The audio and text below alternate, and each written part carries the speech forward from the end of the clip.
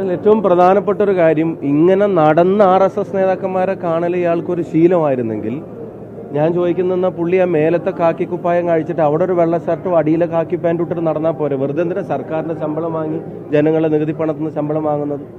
K Surendran പോലും ഇത്രയും RSS നേതാക്കന്മാരെ ചുരുങ്ങിയ കാലയളവിൽ കണ്ടിട്ടുണ്ടാവില്ല.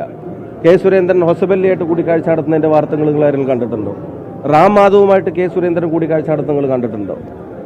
കെ സുരേന്ദ്രൻ പോലും ഇത്രയും RSS നേതാക്കന്മാരെ ചുരുങ്ങിയ കാലയളവിനുള്ളിൽ കണ്ടിട്ടുണ്ടാവില്ല.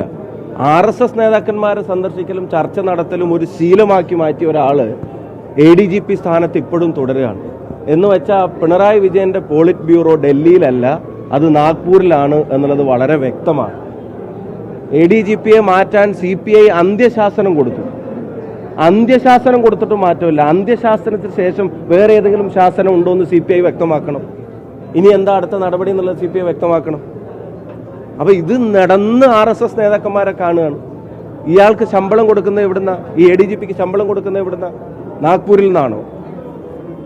കേരളത്തിലെ ജനങ്ങളുടെ നികുതി പണത്തിൽ നിന്നല്ലേ ഇദ്ദേഹത്തിന്റെ ശമ്പളം കൊടുക്കുന്നത്? RSS നേതാക്കന്മാരുമായി അടച്ചിട്ട മുറിയിൽ ചർച്ച നടത്തുന്നതിന്റെ ചുമതലയാണോ ഈ ADGPക്കുള്ളത്? അതോ ക്രമസമാധാന പാലനത്തിന്റെ ആണോ?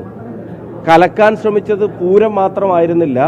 കലക്കാൻ ശ്രമിക്കുന്നത് ഈ നാടിന്റെ ഐക്യത്തെ കൂടിയാണ്, ഈ നാടിന്റെ BJP വിരുദ്ധ രാഷ്ട്രീയത്തെ കൂടിയാണ് എന്നുള്ളത് വളരെ വ്യക്തമായിട്ട് വന്നിരിക്കുകയാണ്. ഇതിന് പ്രൈം റെസ്പോൺസിബിലിറ്റി കേരളത്തിന്റെ ആഭ്യന്തരമന്ത്രി കൂടിയായ മുഖ്യമന്ത്രിക്ക് മാത്രമാണ്. മുഖ്യമന്ത്രിയുടെ സംരക്ഷണമാണ്.